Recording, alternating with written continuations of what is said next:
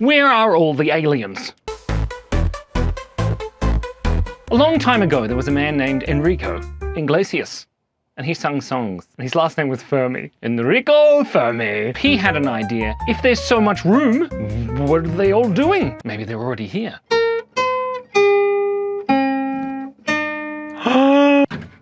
Mr. Williams, thank you so much. But there's a thing called the Fermi pair of ducks.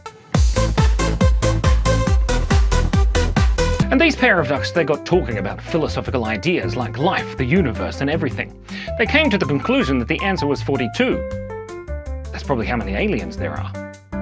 One duck was like, what do you think? Why do you think there's no many peoples in aliens? And then the other duck said, well, I've got a pair of ducks for you. And he's like, that's a really hard idea, because that's why they called it the Fermi paradox, as opposed to the softy pair of ducks, which are much more cute and fluffy. Speaking of ducks, there's a thing called the Drake equation.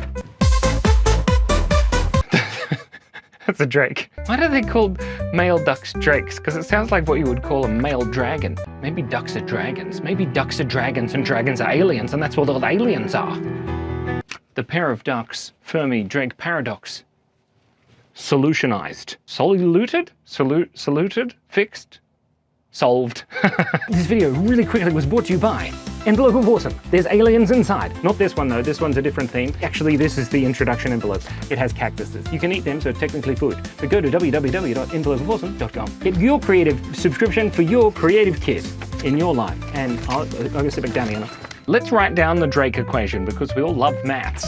Now it starts with an N. It's like a sideways Z. It's like a Z having a nap, which is ironic because then you would have little z's like this. So it's not n to the power of z, z, z, because that would be an enormous number, algebraically speaking. This is for nerds. So this is what it means, nerds or other aliens. Us nerds aren't aliens, surely.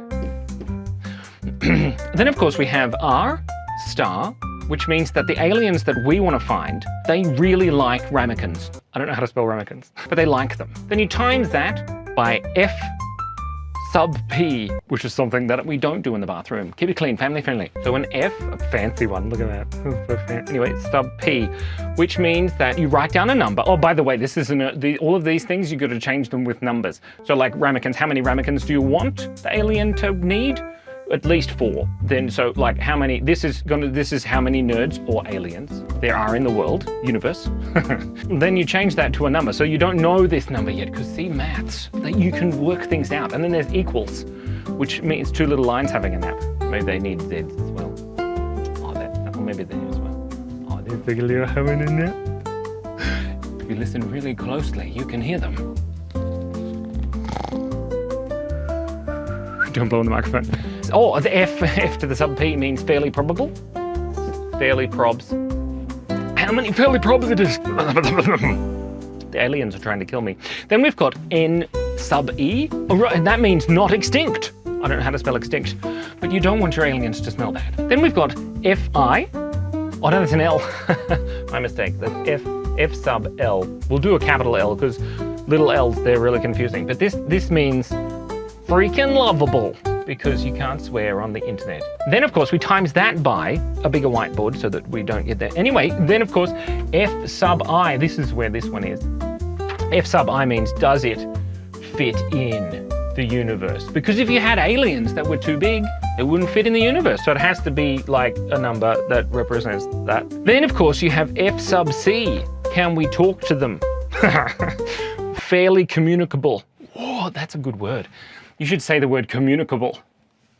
It's nice. Anyway, then of course we have the last one, L, which some people say that it stands for the time, the length of time, but really it just means, do the aliens have lips? Because if aliens don't have lips, we don't want them. Then of course we put all of the numbers together and then we come with an answer. So it's about around the other way. Ramekins, I reckon at least 4 ramekins.